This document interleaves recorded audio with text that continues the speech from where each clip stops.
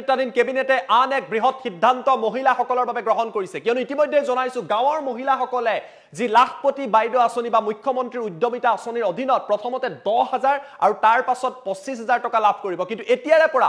নগৰ অঞ্চলৰ মহিলাসকলৰ বাবেও এই সুবিধাৰ কথা চৰকাৰে এই মুহূৰ্তত ঘোষণা কৰিছে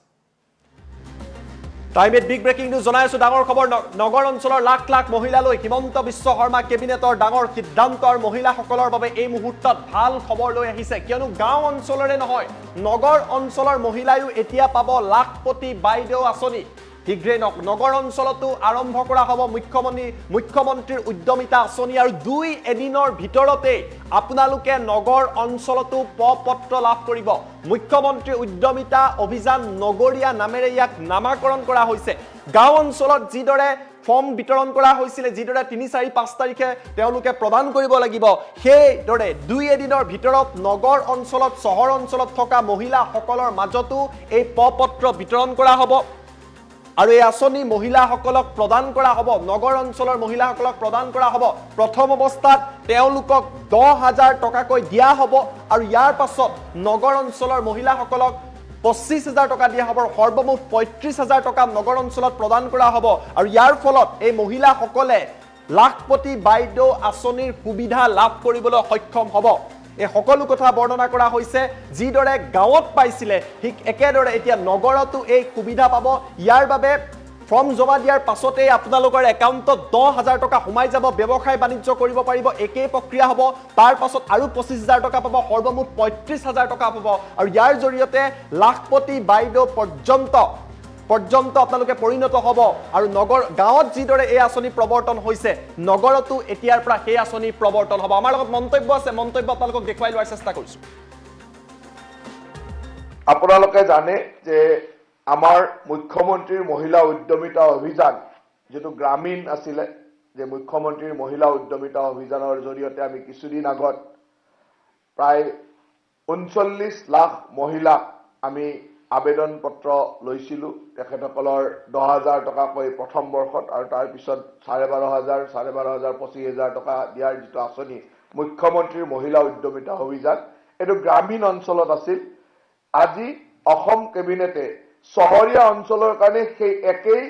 মুখ্যমন্ত্ৰীৰ মহিলা উদ্যমিতা অভিযান নগৰীয়া নামেৰে ইয়াক অনুমোদন প্ৰদান কৰে গ্ৰামীণত যি ধৰণে আছিল যে প্ৰথম অৱস্থাত প্ৰতিগৰাকী মহিলা এই ধৰণে আবেদন কৰিব আৰু এই কেইদিনৰ ভিতৰতে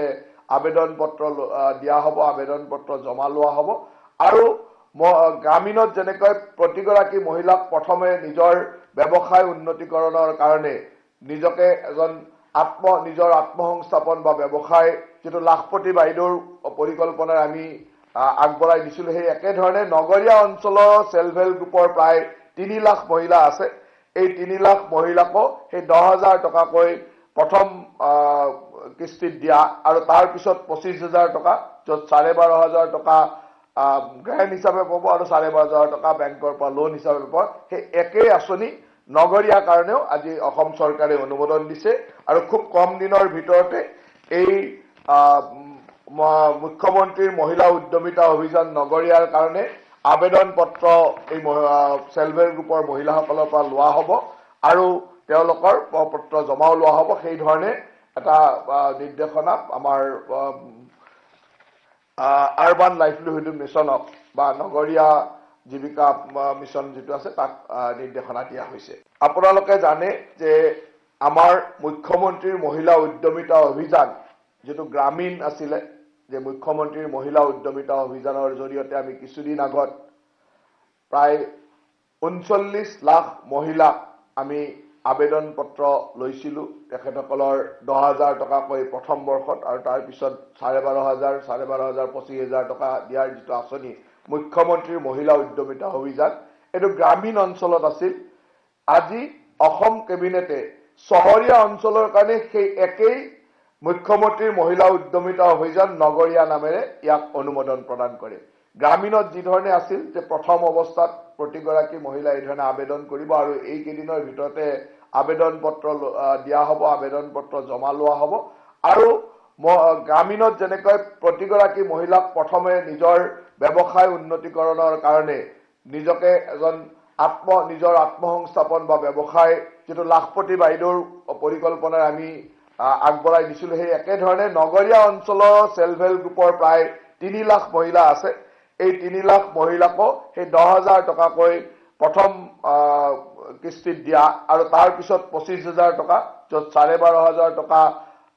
গ্ৰেণ্ট হিচাপে পাব আৰু 12,500 টকা বেংকৰ পৰা লোন হিচাপে পাব। সেই একেই আঁচনি নগৰীয়া কাৰণেও আজি অসম চৰকাৰে অনুমোদন দিছে আৰু খুব কম দিনৰ ভিতৰতে